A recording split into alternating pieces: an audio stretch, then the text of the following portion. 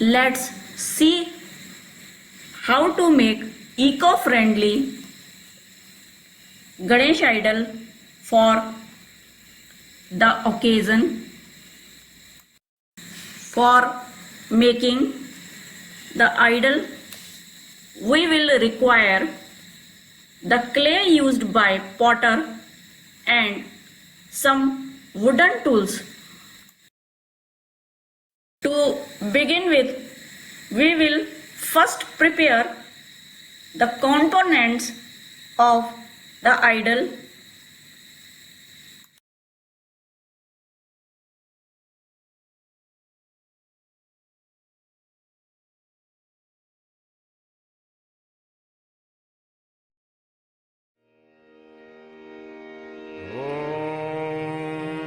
नमस्ते गणपतये त्वमेव प्रत्यक्षं तत्त्वमसि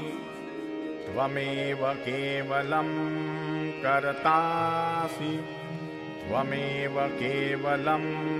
धर्तासि त्वमेव केवलं हरतासि त्वमेव सर्वं खल्विदं ब्रह्मासि त्वं साक्षादात्मासि नित्यं ऋतं वच्मि सत्यं वच्मि अवत्वं माम् अववक्तारम् अवश्रोतारम् अवदातारम् अवधातारम् अवानुचानमवशिष्यम् अवपश्चात्तात् अवपुरस्तात् अवोत्तरात्तात् अवदक्षिणात्तात् अवचोर्ध्वात्तात् अवाधरात्तात् सर्वतो मां पाहि पाहि समन्तात् त्वं वाङ्मयस्त्वं चिन्मयः त्वम् आनन्दमयस्त्वं ब्रह्ममयः त्वं सच्चिदानन्दाद्वितीयोऽसि त्वं प्रत्यक्षं ब्रह्मासि त्वं ज्ञानमयो विज्ञानमयोऽसि सर्वं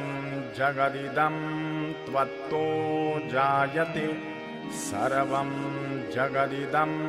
त्वत्तस्तिष्ठति सर्वं जगदिदं त्वयि लयमिष्यति सर्वं जगदिदं त्वयि प्रत्येति त्वं भूमिरापो नलो नीलो नभः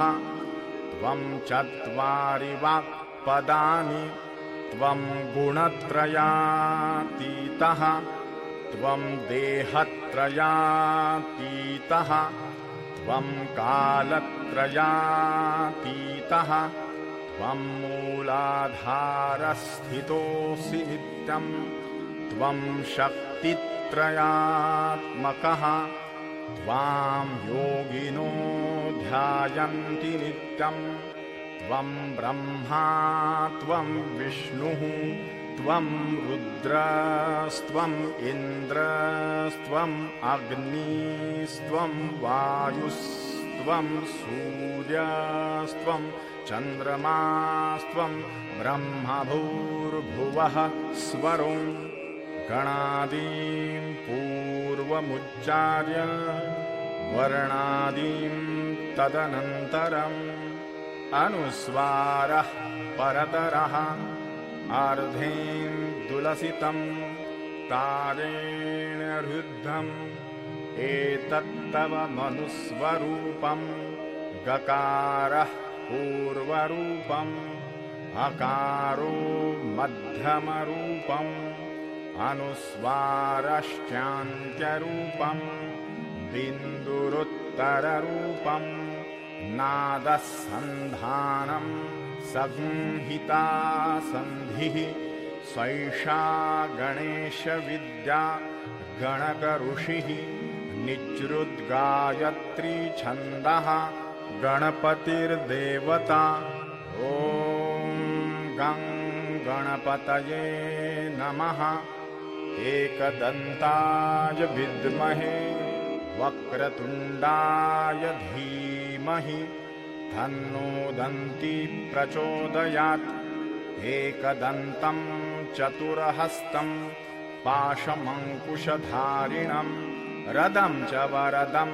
हस्तैर्बिभ्राणं मूषकध्वजं रक्तं लम्बोदरं शूर्पकर्णकं रक्तवाससं रक्तगन्धानुलिप्ताङ्गं रक्तपुष्पैः सुपूजितं भक्तानुकम्पिनं देवं जगत्कारणमच्युतम् आविर्भूतं च सृष्ट्यादौ प्रकृतेः पुरुषात् परम् एवं ध्यायति यो नित्यं स योगी योगिनां वरः नमो व्रातपतये नमो गणपतये नमः प्रमथपतये नमस्ते अस्तु लम्बोदरायैकदन्ताय. Now, the eco-friendly idol of Lord Ganesha is ready for installation